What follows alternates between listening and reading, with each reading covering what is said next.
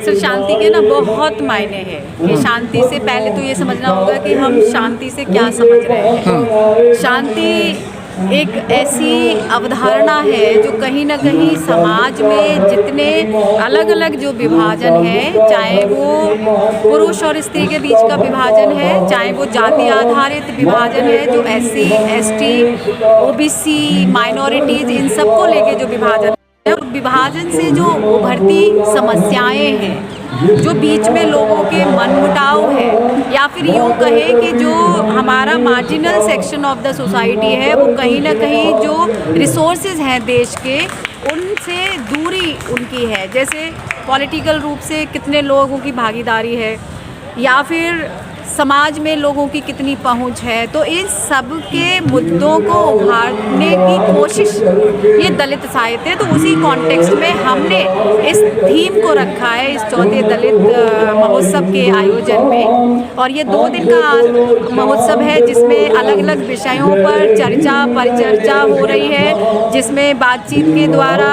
Cultural के माध्यम से सांस्कृतिक प्रोग्राम्स हैं, जिसमें गीत हैं, कविताएँ हैं। तो ये सब बातें बात ठीक है। जहाँ भी इस तरीके के प्रोग्राम होते हैं वहाँ महिलाओं पर छीटाकशी हर जगह होती है कि महिलाओं को आगे बढ़ना चाहिए।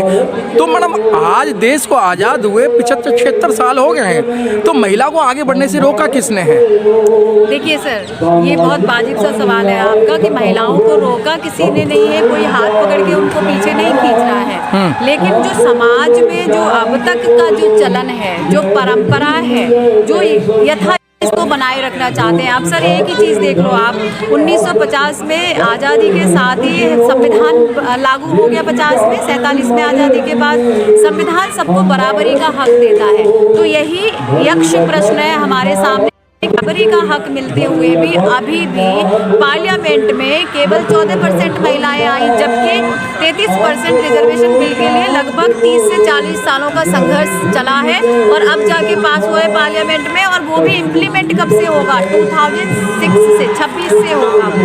तो ये देखिए कि चाहते सब है कि महिलाएं आगे बढ़े, वो सबके साथ हो, कदम से कदम मिलाकर चले, लेकिन असल में कोई उनको आगे बढ़ते हुए देखना नहीं चाहता। तो इस तरह के जो अन्य महोत्सव हो रहे हैं वहाँ पे इस तरह की बातचीत तो होती है, क्योंकि महिलाओं के बिना अब कोई बात पूरी हो ही नहीं सकती है, क्योंकि इस पूरी जनसंख्या में महिलाएं बराबर की पॉपुलेशन है उनकी। तो अब ये वाजिब से सवाल महिलाओं के माध्यम से ही आ रहे हैं कि हम बराबर हैं, तो हमारे हक अधिकार पहचान भी बराबर की होनी चाहिए। तो रोका किसी ने नहीं था, लेकिन महिलाएं क्योंकि अब आगे बढ़ रही हैं, पढ़ लिख करके लिख रहे, साहित्य लिख रही है, अलग अलग जॉब्स में जा रही है, तो फिर अपने हक की बात कर रही है, तो लोगों को ये लग रहा है कि एकदम से महिलाएं कैसे बात करने लग गई है, आगे लग गई हैं।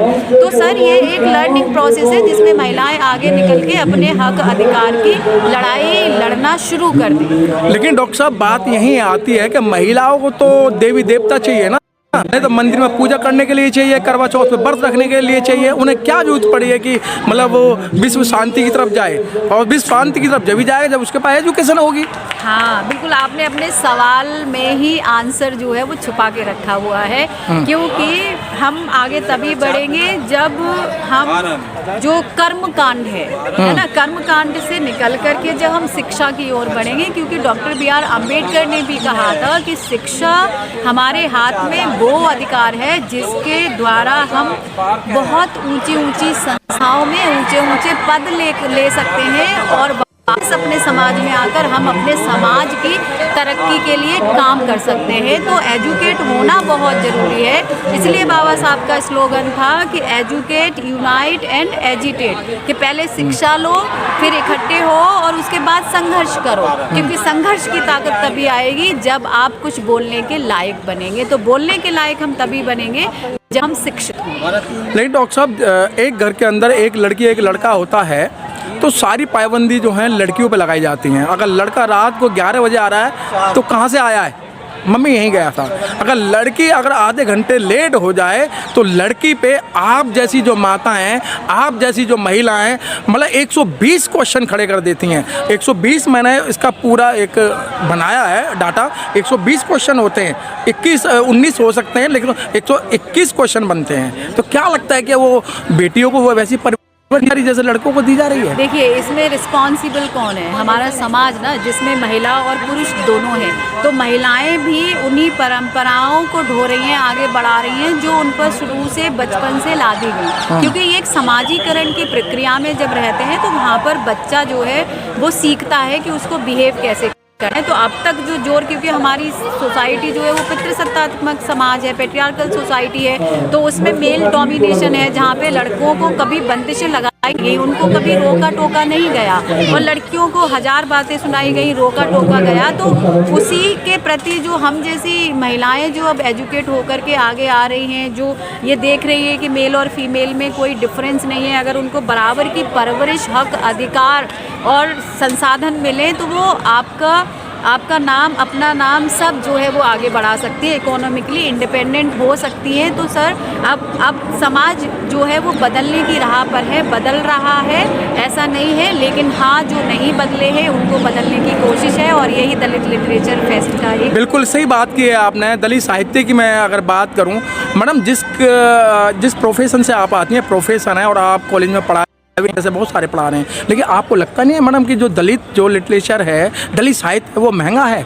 और आप और जिनकी हम लड़ाई लड़ रहे हैं, आज जिनसे हमारा लड़ाई चल रही है, उनकी मोटी मोटी किताबें, 1000 पेज की किताबें मात्र 10-12 रुपये की मिल जाएगी। अगर मैं सीधी बात कह दूं, जो गीता का सार है, रामायण है, मात्र 15-20 रुपये में मिल जाएगी। और एक भारतीय संविधान जो पढ़ना चाहिए वो 400-500 रुपये में मिल रहा है। या आपके लिखी हुई जो बुकें काफ़ी पतली होंगी और रेट ज़्यादा होंगे, तो लोगों को ज्ञान कहाँ से मिलेगा?